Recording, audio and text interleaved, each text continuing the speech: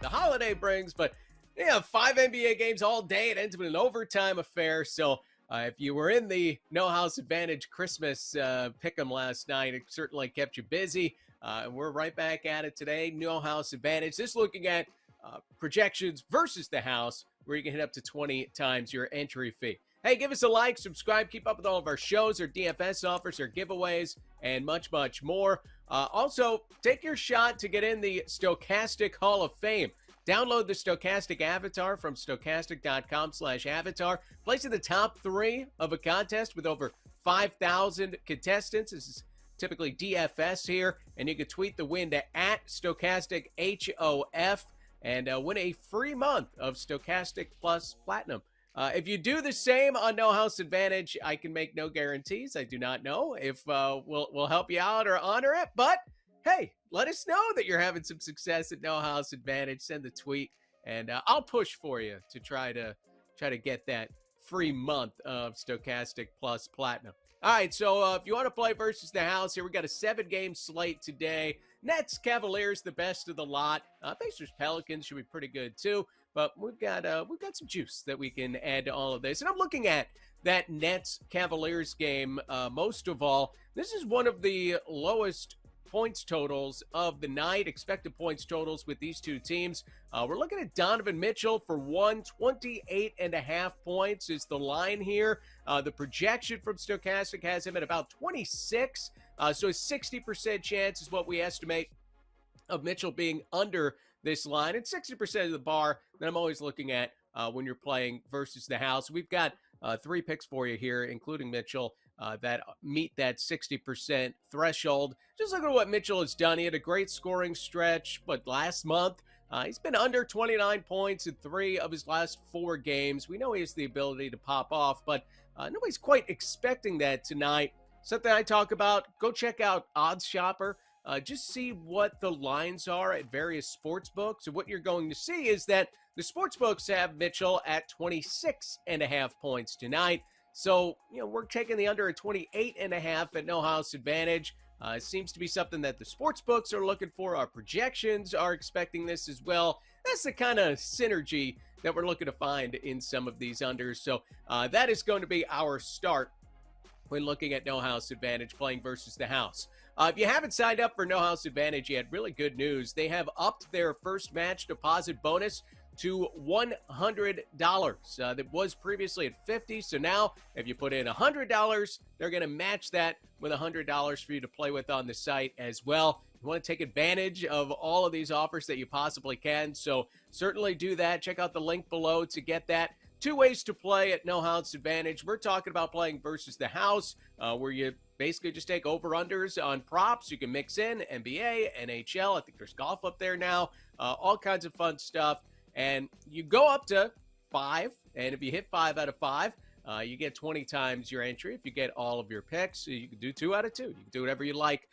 So a couple of different ways to play, but take advantage of that first match deposit bonus. Also, Stokastic, make it super easy for you. Our projections for No House Advantage are free. So just go to stokastic.com, NBA, free data, NHA, No House Advantage, and you can check out our best plays for the pick'em contest, our best plays for playing versus the house. You could also pick up optimal lineups, which will help you mass enter playing the pick'em contest. And there's usually a lot of overlay in those contests. Always keep an eye on that. All right, so we took Mitchell under in a game that we're not expecting a lot of points. So another under that I like in that Nets Cavaliers game is Ben Simmons, 9.5 points. We don't have projected for much less than that, right? It's not a very big number, about 8.5 points, but a 62% chance of this one coming in under. Look, the Nets have been playing really good basketball of late. They've won 8 in a row. It's actually tied for their longest winning streak since moving to Brooklyn a decade ago, which kind of blows your mind, but I guess they had a lot of bad teams in those middle years there. But for Ben Simmons here, he's been part of that improvement from this Brooklyn Nets team, but this is really a pick against the game. Simmons has hit double figures in 4 of his last 5, but I mentioned that this is one of the lower point totals on the board tonight, the Nets and the Cavaliers. It's actually the lowest on the board tonight, so we're not expecting a lot of points. And one thing that we could try to do when we have to hit 2 out of 2, 3 out of 3, 5 out of 5 on something like this at No House Advantage,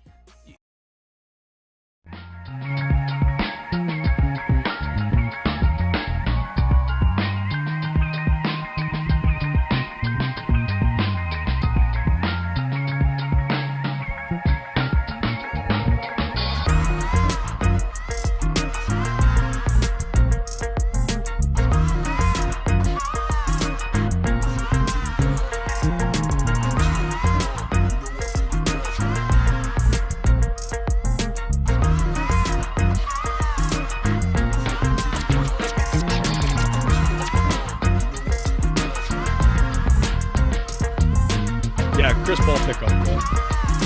I had a couple chasers last night. I had a bunch of the top 1%, and I had a few of those chasers had Chris Paul in it. So when Booker went down, I was like, but then I started doing the math, and I was like, yeah, it's like a 60-point second half for Chris Paul that I would need to get there. So we're probably not quite there. But I had a decent little profit last night.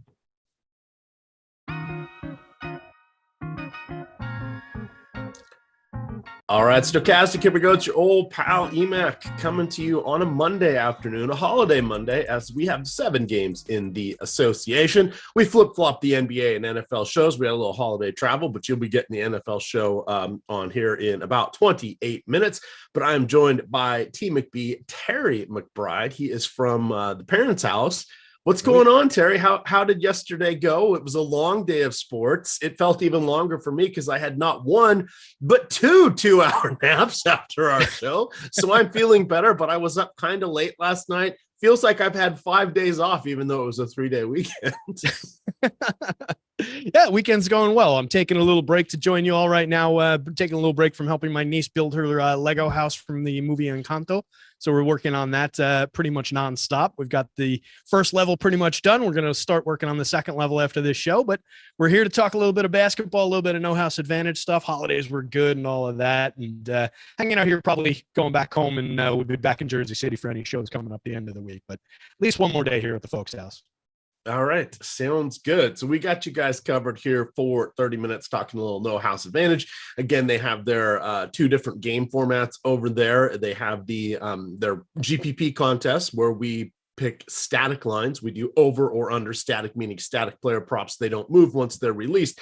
That is very similar to salaries at the other sites. Remember, they don't change salaries because of news. So these lines don't move. Separately, they have their versus the house. That's where we are going against no house advantage. For those of you that are in unenlightened states that do not yet have sports wagering, you can build out player prop parlay cards, 2, 3, 4, or 5. The more in your card, the higher the payout. If you go 5 for 5 on a 5-pick card, you do get 21x your initial value. That is the highest in the industry. But we're going to focus most of our time on the versus peer-to-peer contest here. So we'll talk about that, but we do have free projections over at Stokastic. I'll drop the link into chat there. But the key thing you want to remember, the deposit bonus is now $100 matched. Your first deposit, come in on the link below us here in the YouTube description. Make your first deposit. Those funds are immediately available. That would give you a whole bunch of tickets into any upcoming contest. Terry, I went back through my playing history. Or my transaction history. When I joined No House Advantage 2 years ago, it was a $5 match. Wow. That was it. Look how far they've come. Indeed. I'm feeling a little left out now, but I had a good chuckle when I was pulling together like a little second stuff. Chance. Like, hey, you've been with us, a little early bird, get a little, take advantage of this new money. That's yeah. So anywho, alrighty. So let's check. Let me know if I start lagging like crazy. By the way, I'm as you know, what the folks out there don't know, I'm dealing with some laptop battery issues right now, and does not seem to be like on my end. I'm lagging like crazy, but I don't know if I'm coming through okay. So let me know. You're surviving, and your audio is good. So okay, as long as the audio no is issues. Good, on that one. All right. Our chat is they're very malleable. They'll help us out. Bunch of understanding folks out there. That's right. The good old internet, always reliable for understanding people. Indeed. No, and the nuance is never lost on anyone, nor is sarcasm. Never so I dropped the link into the chat here for the free No House Advantage projections. The page has been updated. We now have 3 tabs there. There's the versus the house. These are the live dynamic props that you can use. There's the pick'em projections. This is what we're going to be talking about today. So these are the static lines that are in the contest. You pick out 10 questions or 10 props here, choose the over or the under, and then rank them with confidence points 10 through 1, descending order there. When you get one of these questions right, you get those points. Those points are what you compete with against the other gamers. Best score gets the bucks. So let's look here. We always start with the unders. We have an interesting, some high ones here. We'll talk about Colin Sexton in just a sec, but Isaiah Stewart coming in, 94% chance coming in the under on a 25.5 PRA. That's points, rebounds, and assists. Is this directly correlated to the emergence of Jalen Duren here, Terry? This seems like an interesting one for Beef Stew. To be down. I guess we do have Bagley's back around. There's plenty of bigs. Nobody's really hurt. They're not doing the we're resting half of you and the other half of you the next game yet with Detroit. So wow, that seems like a pretty lofty a lofty number to stay, or I mean a lofty success rate to stay under a 25.5 PRA. Yeah, it's a 95%er to go under on that one. We've got them projected at 18.5. So you've got a lot of room in between those two. You're talking about 7 combined boards, assists, and points there. That's a decent amount of room in comparison to what he's averaged for the season as well. Looking at his season-long averages, my stats, by the way, guys, if you catch anything that sounds slightly off by a decimal point or so, I lost the update I was doing when the computer died before. So I think we're up to date as of yesterday with the stats, but call it good enough for government work. I've got him at a 20.9 PRA average over the course of the season for 27.8 minutes. So it looks like we're just, we're clearing it by a decent amount over what he's already averaging. And like you said, a lot of bodies now available for this team, a lot of pieces in the rotation that'll probably be stripping a little bit of time away from him. We've got him projected at 26.1 minutes tonight. He's averaged 27.8 for the season. So it just looks like a case where, a little bit less work and already a line that's set well above what he's already doing. So I think there's a lot of room, high confidence on that one. It seems like a good pick here at 95% to go under. All right. Next one I want to talk about is Colin Sexton. Now, I don't really like to look to him for anything other than scoring. So he does have a nice under here for rebounds, 4.5. We're projecting him for 2.6. A couple things you want to know about this, because we're gonna both sides of this one here. So he will take the under on this one. No questions asked. He missed 7 games with a hamstring issue. Prior to that, he was averaging about 20 minutes per game. He had moved up close to 24 minutes. He did have a few games where he played 30 minutes. Why is this important? Well, he was coming back from catastrophic knee injury that he suffered about 20 games or so into last year when he was with the Cavs. So took him plenty of time to get ready. The Utah did not rush him back, but now he's missed 7 games with the hamstring. So he last played on Thursday, I want to say he played like 17 minutes, was 6 of 7 from the field, just and 4 of 4 from the line, dropped 18 points. So he got lucky. So be very careful in the DFS world. I like this under. But the over on his points, if you want to go check out various sports wagering sites, is 10.5 right now. I expect that to tick up to 11.5. Wouldn't shock me if it gets to 12.5, if it gets to have steam. But when I wrote up that this morning, and I went and placed the bet on DK, you could also at that time get it on BetMGM. It was 10.5. So I like the over on that one. But this is where you can see, look, we have different lenses through these different things. So you got to be careful. I don't want to touch his PRA for overs. I don't even want to trust him for rebounds and assists because he's mostly a scorer. You've got Conley doing ball handling, so he's kind of the secondary scorer. But this is one where you're going to hear a few different things about Sexton tonight. Take the under here, take the over on the points, and then he's a decent play on the mid-game or the mid-evening slate on DFS. So we've got 3 different perspectives for the same player in the same matchup. So be cognizant of your surroundings. So that's the Colin Sexton one. And then you've got Jarrett Allen here, a 13.5 line on his rebounds. We have him for just 10.4. That feels a little bit low. What do you think's going into that for Cleveland? It feels like he'll probably flirt with double digits. We've seen him put up some monster games. I guess it's because Mobley and Love and everybody's healthy at the moment. And Okoro gets a little bit of rebounding and he's in the starting lineup now, etc. But that one seemed a little off to me as well. Yeah, it seems, it might be a little bit thinner than what the percentage looks like. On the pure percentage, we've got it as basically a 92%, 91.8%. We've got them projected, like you said, about 10.5, and the line's at 13.5. It does seem like the line is kind of just set for that situation that he was in where, some of those pieces that you just mentioned, the Loves of the world, the Mobleys of the world were missing. And now we've got those back. Definitely a quality rebounder, 16% rebounding share so far this season, averaging 10-2 a game in his 33.5 minutes. And just looking at it, I do think that it's a product of who he's going to be sharing the court with, because we're actually projecting him for about a minute beyond his season-long average, but we're projecting him only 0.2 rebounds above the season-long average. So it seems like there's a little bit of a factor of just the presence of those teammates impacting the potential for rebounds, but it does feel a little bit thinner than that 91.8%. Maybe it's one that would bump down the card a little bit, and we've got a solid mathematical probability down the card where in our confidence rankings that will probably come through, but might be a little thinner than it looks, because Jared Allen could easily stumble into 2-3 extra rebounds here. But I do like it. I do think it's sitting there nicely. The Sexton one, I totally agree. I think that one actually, the 91.9% we've got it at, that feels more like a 95%, or not to quibble about the difference between 92 and 95%, but it feels like it should be just a little bit stronger, because we're talking about Colin Sexton in limited-ish minutes. 23.8 is where we've got him projected. Like you said, he played 17 the first time back. This is a guy who 2.3 rebounds a game so far across the course of his season in 24.2 minutes. And that's a 4.8% rebounding share. Last year, 5.4%, 3.3 rebounds a game. More importantly, his per 36 rebounding number is only 3.5.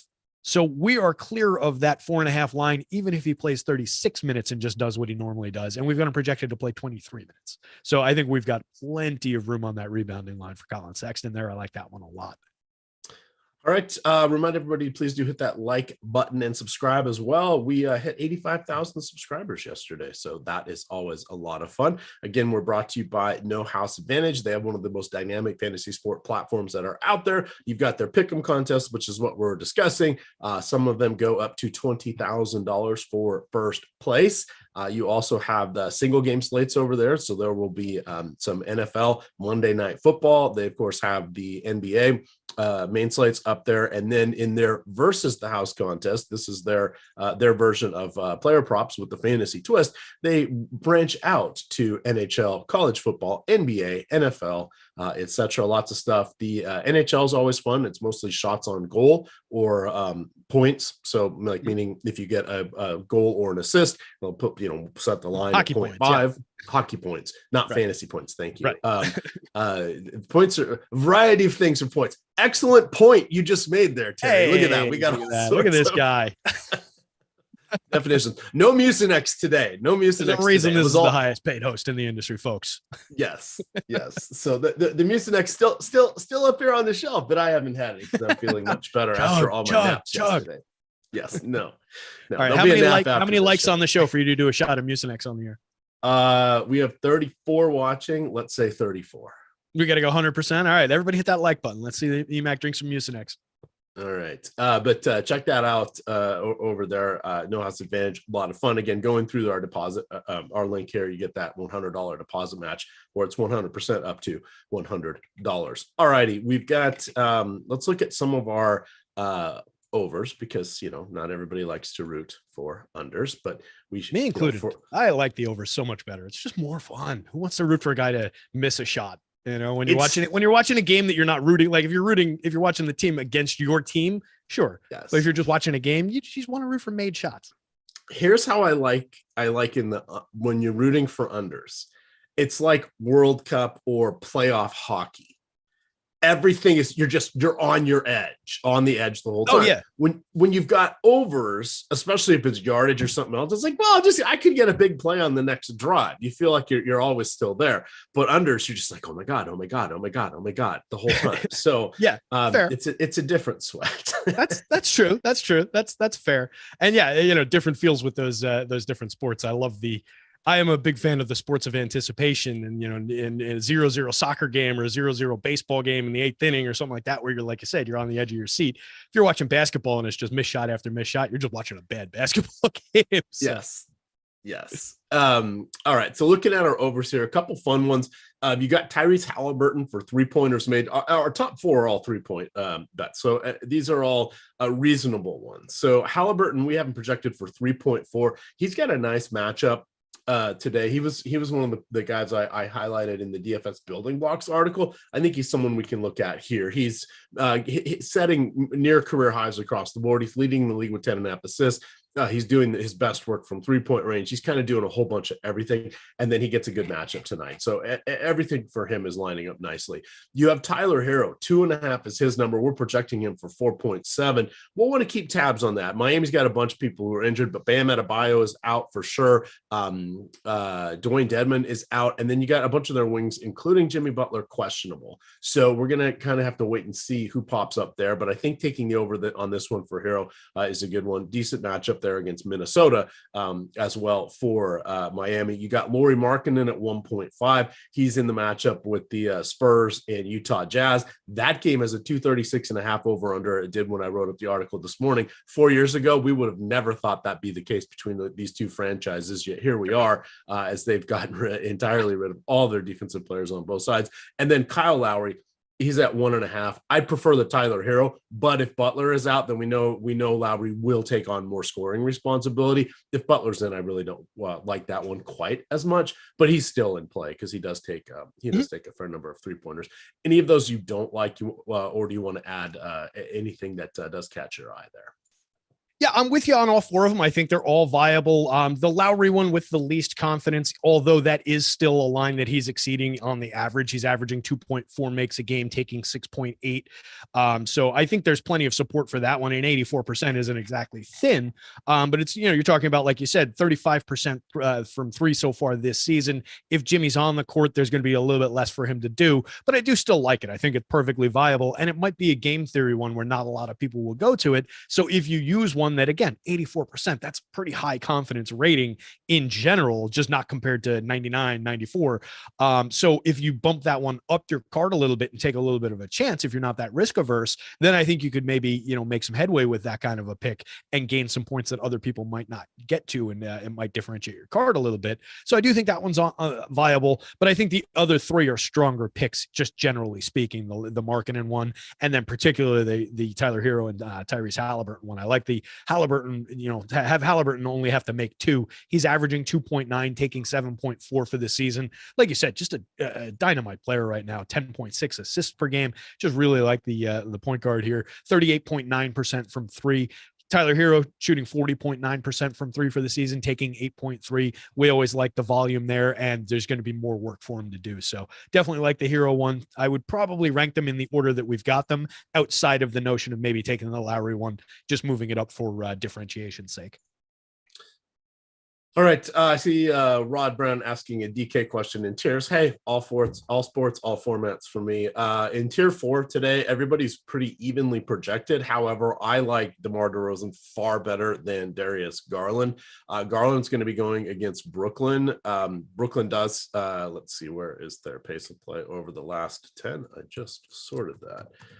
So Brooklyn has a 112 defensive efficiency over their last 10, meaning they're allowing 112 points per 100 possessions. They have about 100 possessions per game. That's kind of on the lower side of things. Cleveland plays at one of the slowest paces in the league. So I just don't really like to mess with them, and especially with everybody healthy for Cleveland, or at least their backcourt. I don't want to go that route. DeRozan on the other side is going against Houston tonight, so I like him much better. He's got a better shot at 40-50 fantasy points. Garland can get there, but he doesn't when Donovan Mitchell's out, or if Jarrett Allen's not there, or somebody else where he gets additional opportunities and additional responsibilities. So otherwise, I would skip Garland. And Garland's one of my favorite players in the league. His dad was on my first ever fantasy point team. That would be Winston Garland when he played with the Golden State Warriors back in 1989. So there we go on that one.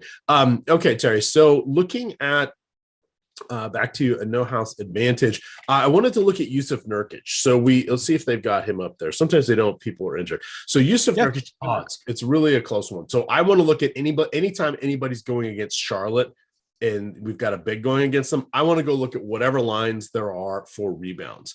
This is actually a pretty reasonable one. Nurkic is probable today, even though he's carrying the questionable tag. He's been dealing with some injuries. He probably will be in line for about 28 to 30 minutes tonight. This line is 10.5.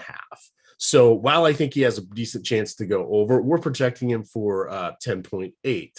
I really don't want to play something that's going to be that close. It was a similar story when I looked at the actual live lines. I think most of them were at 10.5 today as well. I didn't want to tangle with it. I was hoping we'd get a 7.5 or an 8 just because Nurkic was dinged up.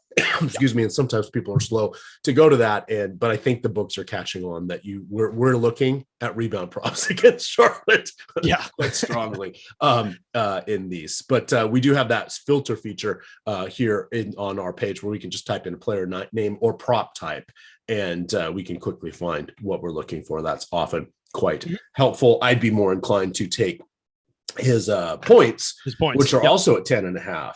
We haven't projected for 14.9. Now we're talking 80% chance that he goes over there. What's he doing underneath the basket? Probably a couple offensive rebounds. Those are going to be putbacks for him. Yep, exactly. So I do like that. But these are ones where you're like, we like the matchup. How can we make it work for us with these different parameters? So similar to Colin Sexton, we have the different lenses give us different things to look at. And that's what's great with that filter feature is, you've got something in mind. Oh, they're playing Charlotte. Let me look at what Nurk's at on the rebounds, just like you were just saying.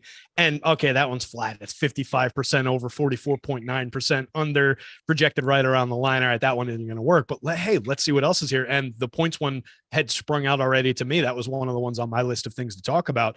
I just love getting to a capable big like that. 21.2% usage rate for him, 60.6% true shooting, 14.4 points per game on the season. But we've got him just projected to, go out there and have an average game, and we're clearing that line by 4 or 5 points. So I like that points one a lot. I think that one's kind of meaty there. Oops. Yep. Someone was. Now my dog stops barking as soon as I turn the mute back off. She starts barking again. Thank you. Thank you, my little friend. Anything else standing out? We can go look at some of our versus the house. These will be the live ones, if not for you. Let me see what else might be standing out here, because if I try and pull that page up, I might just go away completely. Yeah, I'll throw like a Buddy Hield points, 14.5. We've got him for 17.5. We're looking at a relatively shorthanded Pelicans team tonight. Buddy Hield, maybe a remember me game. I don't know. Do we worry about those anymore? But Buddy Hield against the Pelicans for points. That's an interesting one. The Paul George ones are all better, or his threes? I would rather take his. Because I'll always take a shot with Buddy on the threes just because he's a chucker, 9.1. That's a good 9.1 takes a game, 3.6 makes. He's shooting a nice percentage so far for the season, 39.7%. But I do think that one's there, sitting at 2.5 on the versus the field contest. I'm not sure where it is on the versus the house contest. We've got him projected at 3.65. So again, another guy we've got him projected to just go out, have his average game, and clear that by a full make, and that's what he's been doing. So I think that one's solid. But the points is there as well, 70% on the points, 81% on the threes. So either way on that one, I think you've got plenty of opportunity for Buddy for sure to go off in this situation. All right, let's slide over, producer Mike, to the versus the house prop. We'll look at a few of these. So you've got to remember, make sure you're on the right tab for this stuff. One, you're not going to find all the props on both pages, right? Because one's for the GPP contest, and the other is what they have available that they're willing to take as the bank here. So Jarrett Vanderbilt is our highest projected win total at 68%. Now, all of a sudden we're shocked because we were talking about 90%, 80%, all that. Okay, this is going to be like actual real live lines that are going to be incredibly comparable to all the other sports books. So most of the time you're going to be happy with something above 60%, and there won't be very many of them. So you want to pick your spots here. Jarrett Vanderbilt he should be starting again because Kelly Olynyk is still out. So they've been starting both him and Walker Kessler. This is a decent rebounding matchup for him against San Antonio. We didn't say it, but it's 235 or 234 implied point total here. These teams play fast. They don't play defense at all. So there's going to be a lot of missed shot opportunities here. I loathe Jarrett Vanderbilt in any other format except for when I'm looking at his rebounds, because he does not take shots. Like, he's happy taking 5 shots and 4 of them are going to be on offensive board putbacks. So he'll have 40 fantasy point games when he's getting blocks and taking 9 shots, 8 shots, because he makes most of them. But I think I think last year, I think he had like, I'm not even joking, like 7 games of double-digit field goal attempts. I think this year he's got like 4. He just doesn't take shots. Yeah. So he's very limiting. So we see him, oh my God, we should have had him. He broke the slate. That's on a small slate. And if he has one of his big rebounds, bi-weekly 40 fantasy point games, the rest of the time you're like, shit, he had 13 fantasy. What? Oh, it's because he had 9 rebounds and that was it. But we take him for the rebounds. And this is a good one, 7.5. That means he's just got to get 8. He's averaging close to that already, and should see more secure minutes with Kelly Olynyk out of the mix. So I do like that one. Is there anything else that stands out? With no Kelly O there, especially, that just gives him the opportunity to grab those boards without another big body underneath. With, for the course of the season, 24.9 minutes a game, 16.5% rebounding rate, like you referred to, and 8.1 rebounds per game average. Looking at him in a per 36 cents, we've got him. Where is he? Per 36, he is 11.7 rebounds a game. So considering we're giving him a 25.8 minute projection, I think on that 7.5, we've got plenty of room there. I think we can get to that one pretty easily with him. It's not, the crazy high confidence 80s, 90s picks, because it's from the versus the house one. And like we were saying, those are more akin to, traditional sportsbook lines. So I think that's, out of those, that one makes a lot of sense though. All right. 33 games this year. His 4 double-digit field goal attempt games, 13, 10, 10, 10. Then 9, then 8, 8, 8, and then 7 or less. And quite a few of these, he has less than 5. He has more with less than 5 than he does with double digits. Yep. So more double-digit rebounding games, I think, than double-digit field goal attempt games. That's a good one to look at. You are correct. Like he has 11 double-digit rebounding games. Hey, that's the guy who knows his job and knows what the team needs him for, right? Yeah, exactly. So again, these are good, the good little spots here. Couple other things I want to remind everybody of. We do have the NHA No House Advantage NFL show coming up next, and they're also sponsoring the 5 o'clock deeper dive for NBA, the 6 o'clock live before lock for NBA, and the 7:15 live before lock for NFL. No House Advantage is bringing you the rest of the day. So yesterday too, right? Oof, yeah, they ran the table yesterday. So check them out. You guys better be going and signing up over there and giving these guys some love, because they're helping bring us to you. So that's it's an important part of the process is paying back these sponsors and signing up over at their sites, and take advantage of the money that's on the table for you over there. For crying out loud, what's the deposit bonus these days? Put in 100, it's matched up to 100. So you put in 10, they'll give you 10. You put in 100, they're going to give you 100. You put in 200, they're going to give you 100 because it's $100 deposit match. Not so bad. And what did that the football contest go off at yesterday? Like 30% full, something like that? The basketball one, it ended up getting a little bit fuller. It ended up getting to about 67%. Okay. As soon as it went live, so it was 15% overlay on it. As soon as it went live, my $25 ticket, I think, was worth like $29 or $30 immediately. Did I win? No, I did not. But I did confirm that until the game locks, you can go change the props that you've selected. Oh, yes, which we were wondering which was important. I'm glad we finally got that figured out. Yeah, we have it officially. Our loyal viewers have been telling us that, but I have a hard, unless I see it. Right. I want to make sure. Bad information floating around. Yeah, when I first started playing No House Advantage, that feature didn't exist. Well, why didn't you know about that before? You're like, well, I usually just make one lineup over there, and it's usually for NFL and NFL Sundays. All those games lock at 1 because they go on slate. Right. I don't have to go back. And then when I do it for basketball, I usually already know what I want, and I'm not picking anybody who might be hurt. And we already have, again, they're static lines. I already know where I want to go with most of these, right? You should not be picking things you feel uncomfortable with, especially on an NBA slate.